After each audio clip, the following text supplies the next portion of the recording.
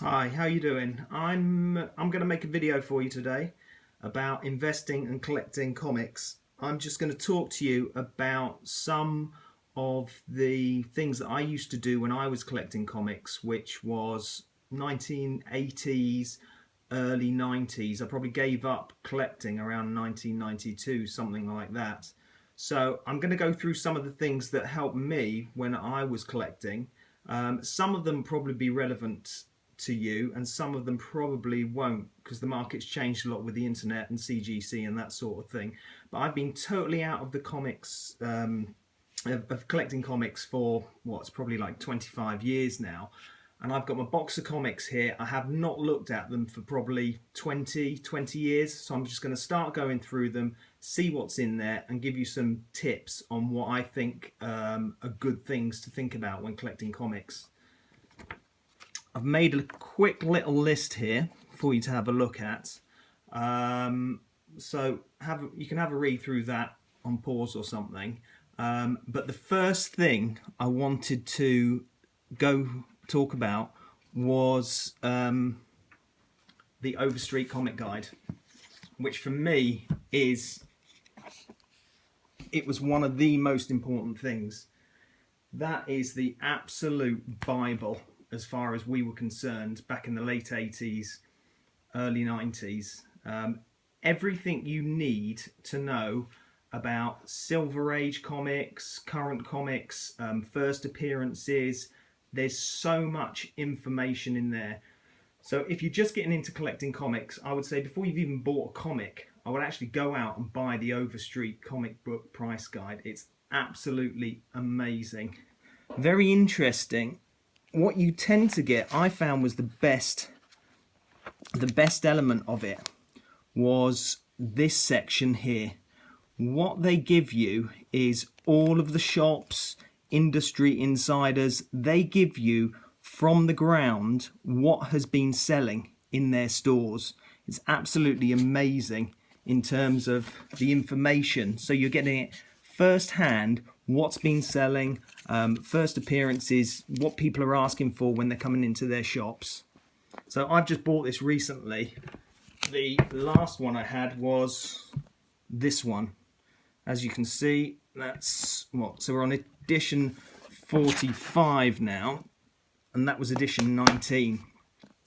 Just out of interest, what's quite interesting, I've marked some things here. You can have a look. We've got Action Comics #1 in very fine to near mint condition is $30,000. We've got amazing, let's see what we've got here. We have got Amazing Spider-Man #1, again in near mint condition. That is $1,500. And we've also got, I just wanted to show you something actually, which should be quite interesting. Whoa.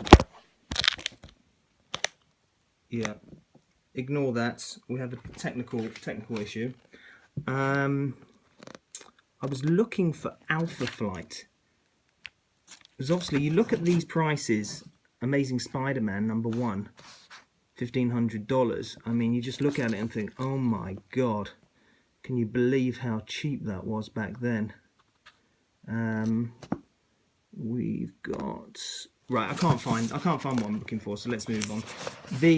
Let's go to some other stuff. We've got here, we have Detective Comics. So we've got Detective Comics #27, very fine to near mint, $25,000. We've got another good example, Hulk. Hulk #1 is $700 in near mint condition. Wow. So obviously a different time, different place, but that's pretty staggering, the differences. So yeah, a couple of things that I wanted to talk about. So number one, Overstreet Price Guide. Number two, now this is what we used to carry our comics in. Can you see that? It's a hard case basically with a handle. Because when we were collecting, we were in the West End of London and it's quite windy, so they give you plastic bags which used to blow all over the place, and we used to try and find a near mint copy of any comic that we bought if it was new. And so I invested in one of these. It's just like a solid case basically, you know, with a handle on.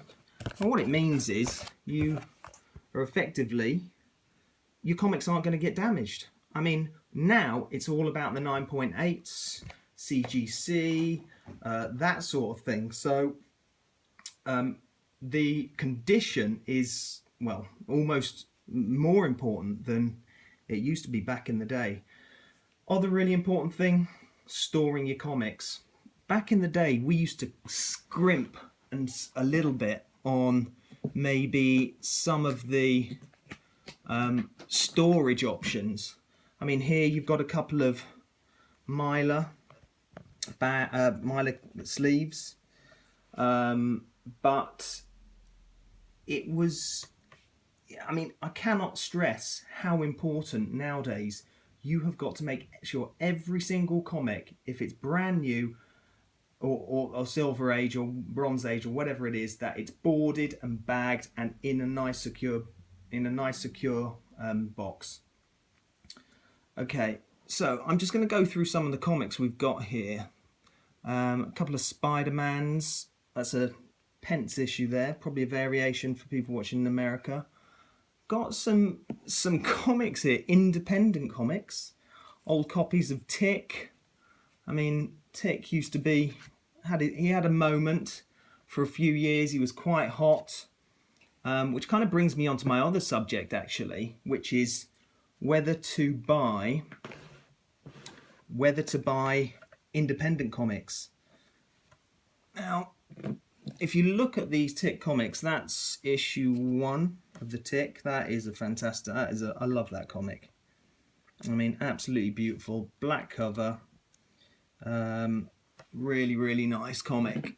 But that's number 2. I mean, they are in absolutely pristine condition. So there's a couple of independent comics. One of the subjects I was going to speak about was whether to buy Marvel, DC, or independent comics. Now, I've been on eBay, I've had a little look around, I've seen some of the Walking Dead stuff has kind of gone astronomical in price. So the question is, do you buy independent comics, or do you buy Marvel, DC, or do you buy everything? Because essentially, I'm going to show you some independent comics. Has anyone ever seen or heard of this? No. It cost me $2.50. Well, in the UK it would have been about £1.50. Anyone seen this? Remember this? No? What about this? These are all independent comics.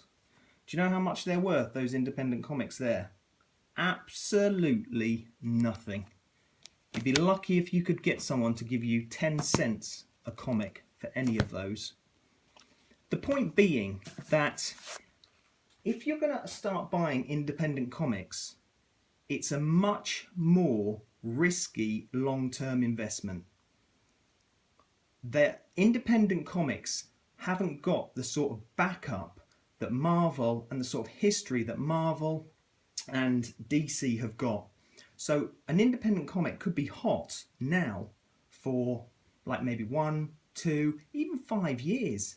But if it doesn't continue, maybe the title folds, the TV show finishes, then that interest in that comic wanes. So in 10 and 20 years' time, it might be worth nothing. Or it might, people are saying it's worth $1,000 or $500, but trying to find someone to part with that sort of money, it can be difficult.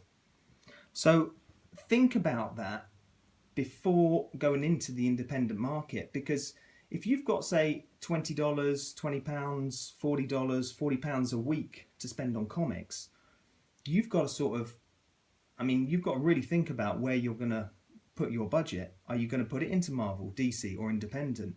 And it's a lot more high risk going down the independent route.